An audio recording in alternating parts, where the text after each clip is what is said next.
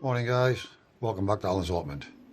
It's Friday the 25th of February 2022, and as you can see from this solar charger controller, our battery is now full, even with just that tiny little solar panel on there. And you can see the arrow has stopped flashing, which means it knows the battery's full and it's turned off, and we're now sitting at 14.4 volts in that battery, and we know it's full. So I'm going to make use of these charging cables here today, USB charging cables, and I'm going to charge up the wireless microphone. And there we have it guys, from our extension USB, from the consumer unit. We've simply plugged into this adapter, and this is a 2-in-1 charger, and we've now got the wireless microphone system charging up nicely. So, we'll leave that charging while we have a cup of coffee. Morning guys, welcome back to Alan's Allotment. Friday the 25th of February 2022. Wow, we're into the second month, almost complete already. So, yesterday we didn't come up here at all. We were basically doing some work in the house. We got that sorted. And today is probably the best day weather-wise we've had in the whole 11 days that I took off. We've had nothing but rain, sleet, snow, gale force winds and windy conditions, and extremely cold the whole time. Now today it is rather cold. I've just got the little gas fire on in front of me here, just because it's quick and easy. Instead of starting up the generator, it's easy to just pull that up to me and turn it on and take the chill off. Today it's going to be slightly different. I'm charging up the wireless microphone in the hopes they still work. I brought them up with me, get them charged, but I forgot to charge them. But thankfully we've got a charging system now, so we've got those on charge while I'm having my cup of coffee. And then what we're probably going to do today, at least to start with, is we'll go in the polytunnel and we'll transplant some of those seedlings. Let's down in the polytunnel into pots now, start bringing them on a bit. As you know, we don't use any heat or artificial light or anything at all when we're growing. I just do everything naturally, and what comes and what doesn't. And that's just the gamble we take. It's the price of a few seeds, guys, and 10 minutes of planting them. If they come up, they come up. If they don't, just sow some more. But anyways, we managed to get quite a number up, so we're going to pot those on, or at least some of them. What I want, there's far more than I need, but let's go and just pot on what I think I'm going to use. And then we'll probably move on to planting those 2 dwarf plum trees that we bought, and then I got another 4 trees outside from Aldi. I think it was 2 different varieties of cherry, and golden delicious apple, and I think the other one was a plum as well. So different varieties of plum for pollination.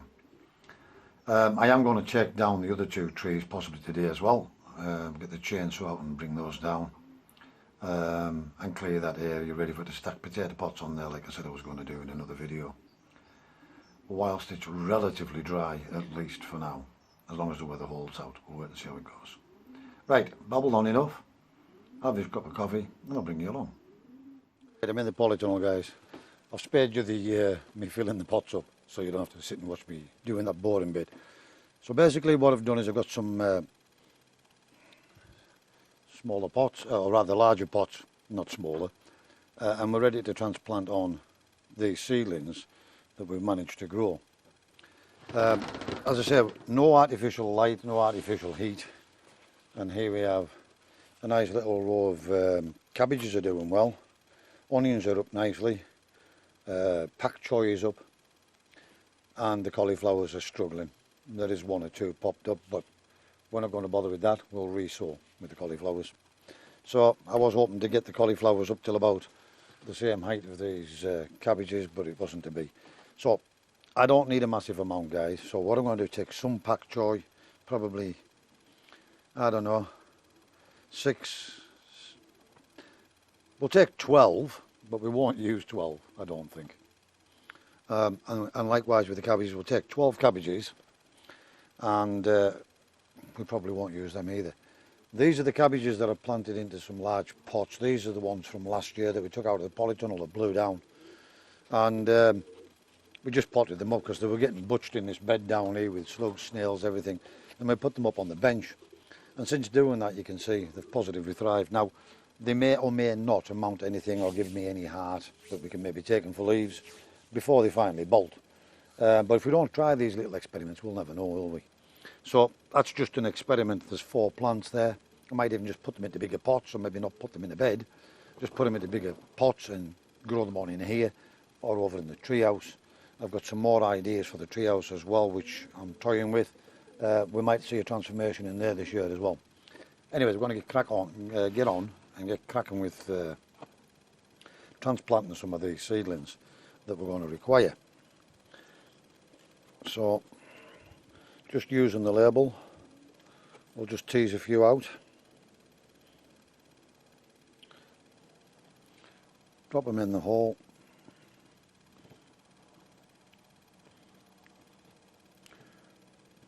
I'm sure nobody needs me to show them how to transplant seeds, but you never know. It's just something different for the video, guys. With cabbages, you can bury them up the stem a bit when they're getting a little bit leggy. These aren't actually really leggy, but I'm just burying them down to the normal depth that you normally would with these. These are Durham early. And we planted these back in January, I think it was. Really cold. We've had frosts, gale force winds, storms, everything in here, you name it, we've had it. And thankfully, fingers crossed,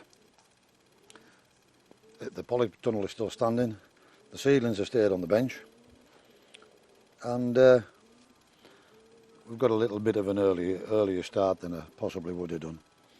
So yeah, you can see you've got good root systems on these guys.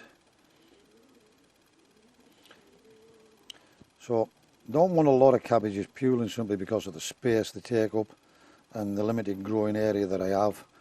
I want maximum production out of my growing area. As you know, I usually grow mostly potatoes, but we obviously need a variety of other vegetables. So where we can, we will, and we'll grow something. The traditional cabbages, cauliflowers, carrots, etc.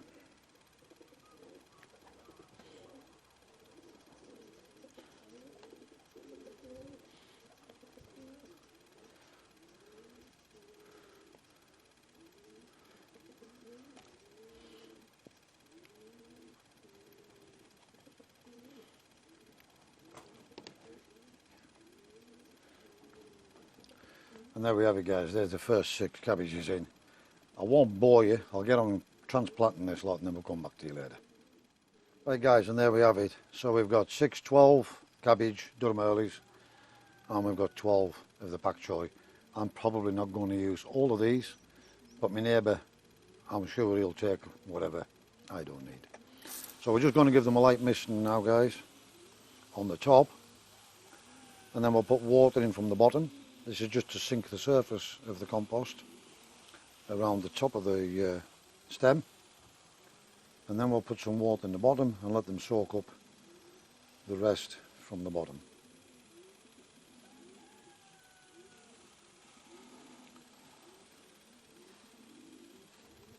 So what an absolute beautiful day now in the polytunnel.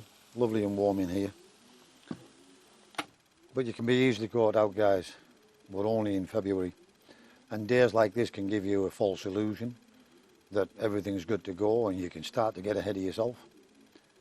Some people anyways, but basically I'm very conscious that tomorrow could be gale force winds, storm, something else, chilly willy billy or whatever, and yeah, set you back as far as ever. All we can do is keep plodding and trying, guys. So that's my cabbage done. That's my pak choi done. I've got some Robinson's Mammoth, I think they are. Oh no, these are Bedfordshire Champions onions, and they've come along nicely. I want to get them potted up now because they're just in a seed tray. So anything that's just in the seed tray still, we want to get potted up now. So I'm going to crack on and do that, and then we'll come back to you. Right guys, so I've just been potting on and doing quite a bit more. So just down in front of you here, you'll see these are some beetroot they actually planted in the bed last year in the hopes of getting a small crop of multi-sown beetroot. However, they didn't amount to anything. And because it's experimental, and although they're called bolt hardy, there's quite a possibility they will bolt because of the time they were planted.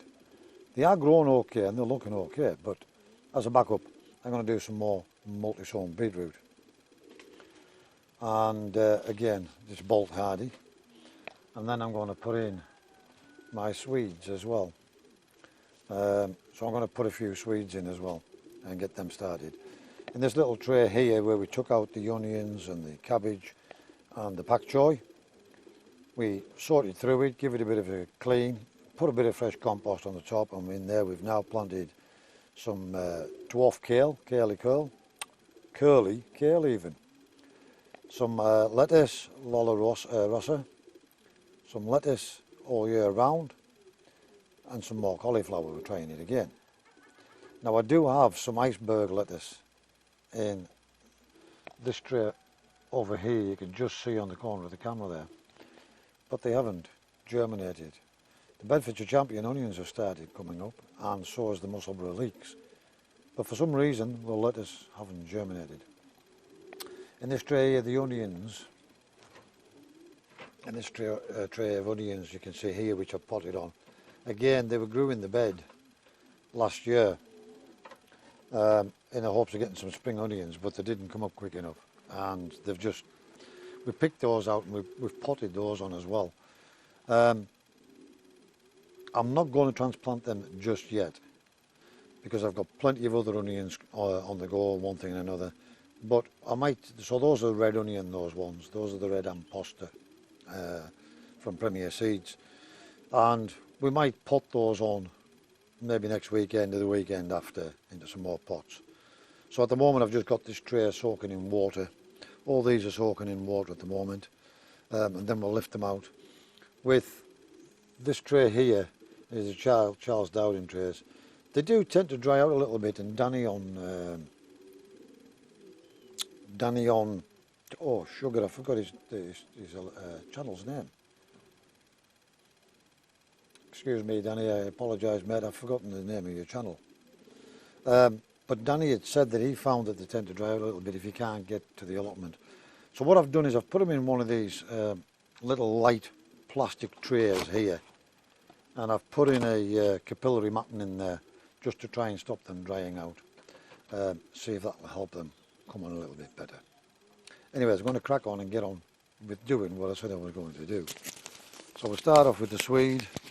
I'm going to try and be as accurate and deliberate as I can with the Swede, one to a cell. If we end up with a couple of extras there, it just so happens. And then we'll just take the best from the seedlings, obviously, guys.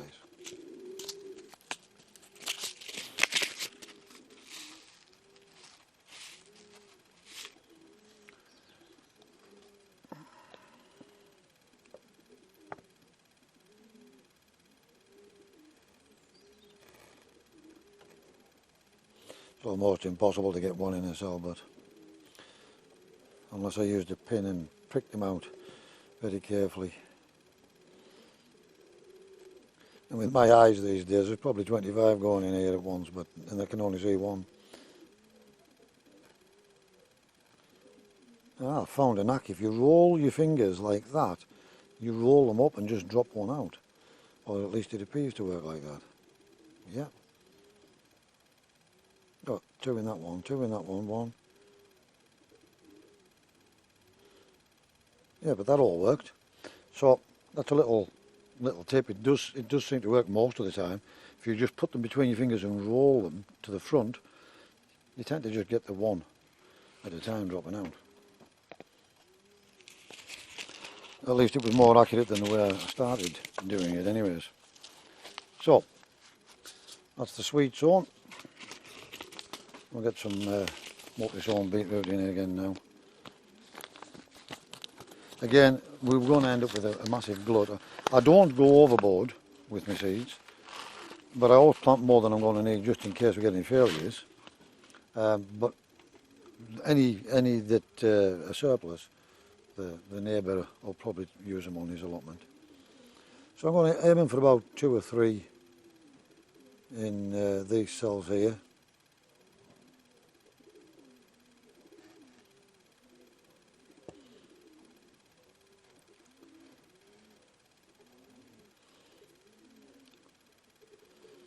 And then we've always got the option of planting them as multi-sown, or we can plant some as singulars. We can thin them out and plant them as singulars as well. But you just get maximum amount of plants up all at the same time. And of course I'm learning all my tips from all you other gardeners out there. Teddy King, Steve at Green Side Up, Tony Smith over in the northeast, Danny on Grapevine Allotment. Remember to get Danny. I've told you in the past I am a novice gardener. I only took up gardening in this last 2 or 3 years, and then my health wasn't too clever, so I had to take a back seat with that as well. But things are just starting to pick up a little bit better now, and onwards and upwards, guys. I'm going to dwell on that, and let's hope this year is a good growing season. Simplified Garden is another one that I used to I follow quite regular. Learned a lot from Tony O'Neill as well. I do watch quite a lot of gardening channels, so if I haven't mentioned you on this video, then apologies, but you will get a mention at some point. But again, thanks to all you guys out there for all your tips and one thing or another. I really do appreciate it. Right, that's the multi-sown beetroot in and the Swedes. Get these covered over, get them at water, and then we're going to start and line up the propagators and everything of the propagators, guys. I'll see you later. Right, guys, I hope you enjoyed that little bit of footage. By the way, if you want to see how I actually made that fold away bench, light, very light bench, extremely strong. It's made out of mesh and slating lats basically, so that everything with the water can drain through the whole lot, and it's very, very practical. It came in very handy. If you want to see how that's made, then basically I'll leave you a link up here, and then you can have a look at that video as well and see how I made that bench right from start and fitted it in, how I managed to get it screwed in and on hinges into what's basically a plastic tunnel with metal framing. So if you're interested in that, just have a little look up there and pop along to that video, see if it's of any use to you. Right, guys, I'm pretty conscious now. I've got the kettle on. I'm pretty conscious now that this might be running into a lengthy video, so I am going to continue after this cup of coffee and do some more work. Either cut those trees down, get the other trees planted, whatever. We'll see what we get done and how I'm feeling for the rest of the day, and then we're probably going to call it a day for this video. We don't want to bore you to death, that's not my intention. So yeah, that's where I take a lot of my inspiration from, is watching other YouTube videos. I do mostly comment on most videos, and if they reciprocate, then basically I'll continue. I do watch a lot of channels, but unfortunately I probably haven't mentioned them all, not in this video anyways. So if I haven't given you a mention, then apologies. You will come up in a future video. But I really do appreciate all the content. It really does give me some inspiration. Now, I don't follow all of the guidelines to the T. I do like to watch their progress, and I do like to watch how they do things. But I also like to try my own things and see what works for me and what doesn't. And if it doesn't, well, it's no big deal. You haven't lost anything, you've learned something. Likewise, guys, if anything that I'm providing is helping you in any way, please leave a comment in the sections below. I really do appreciate it. If you have any questions around the projects that I do, the solar systems, anything at all, I always reply to comments. For now, guys, wherever you are in the world, please stay safe, be practical, and keep yourselves out of harm's way. Thanks for watching, and I'll see you again in the next video.